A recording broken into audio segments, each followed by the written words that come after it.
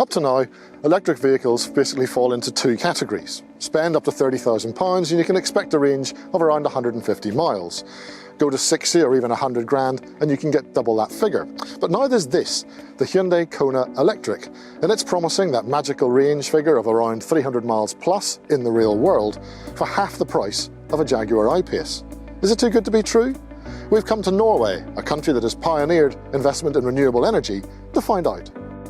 We know the Kona already, of course. It's a fairly average small SUV. It's not brilliantly practical and it's hardly stellar to drive either. But this electric version could be the Hyundai's trump car because nothing else in the class has this sort of powertrain. The likes of the Citroën C3 Aircross, Seat Arona and Peugeot 2008 are all petrol or diesel only. The Kona Electric is being offered in two states of tune.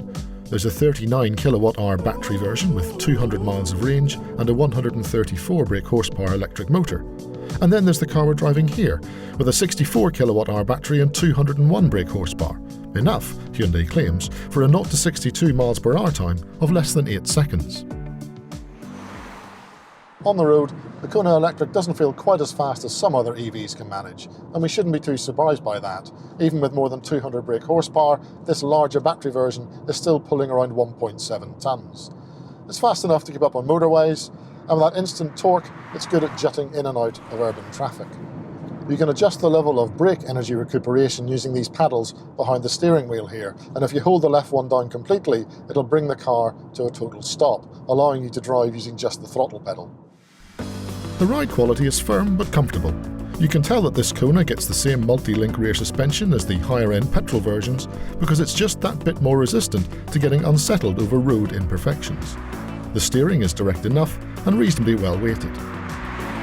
The cabin of the Kona Electric does feel a little bit more upmarket than those of its conventionally powered stablemates. There's a redesigned centre console here with the shift-by-wire buttons, and Hyundai's used the space beneath that to offer you a little bit more storage, including, on some models, an induction charging mat for mobile telephones.